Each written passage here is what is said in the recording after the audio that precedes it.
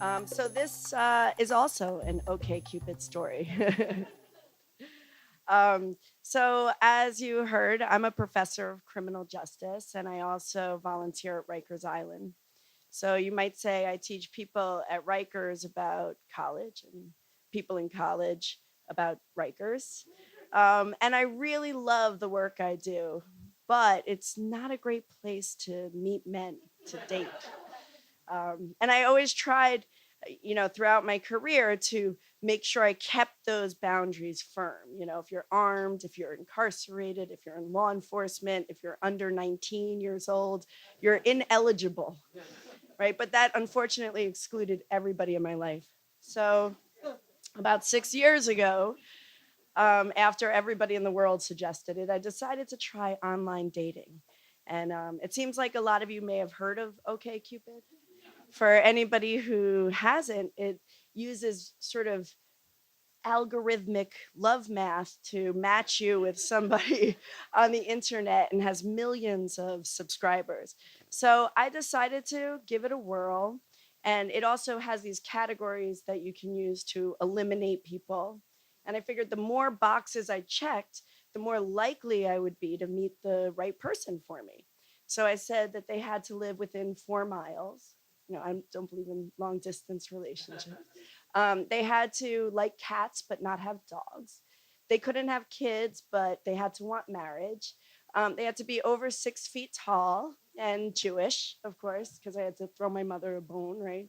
And they could be any race except for white, um, for obvious reasons. So anyway, I had narrowed down my selection to just about 3 people out of the millions of users. So I figured, well, I have to meet one of them, right? So I set up a date at Junior's Cheesecake and I met somebody. You can probably guess who now. Um, and we sat down and had a cup of coffee that lasted 4 hours. And it was just, to sound cliche, love at first sight. And I was so sure that this was the one. And at the very end of the date, he grabbed my hand and said to me, "There's something you should know," which is pretty much the worst thing to hear on a first date, right?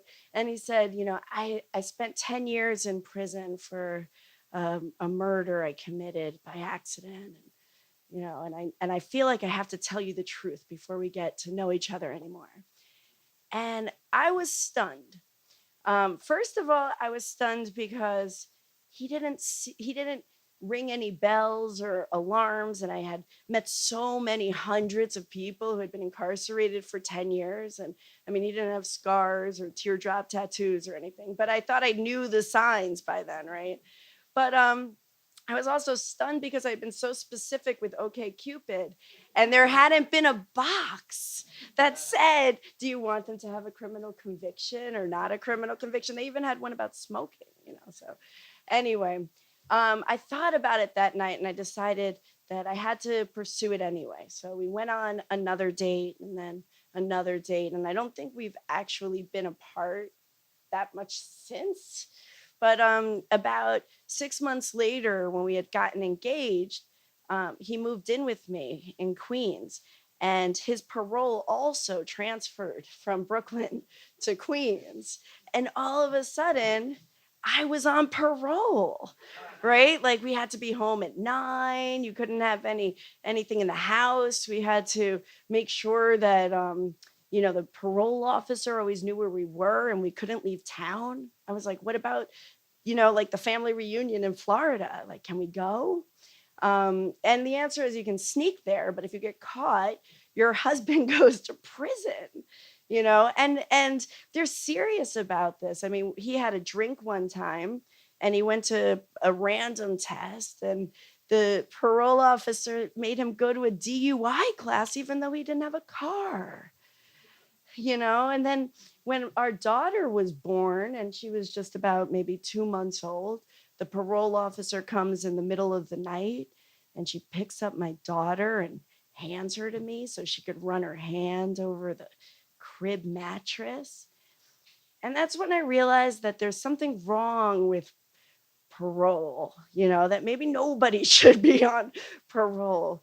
Um, and I knew that we had to fight it. And fortunately, between me and my husband, we had the resources and the resilience and the wherewithal to go into court and challenge these conditions of parole. And he got his parole dismissed, to much relief, because it would have been another few years otherwise. But one thing that I really took away from that was I was so glad that OK Cupid didn't have that stupid little box asking you, because I'm sure I would have eliminated him. And then I wouldn't have met my wonderful husband and had my fantastic 2 kids. So thank you, OK Cupid.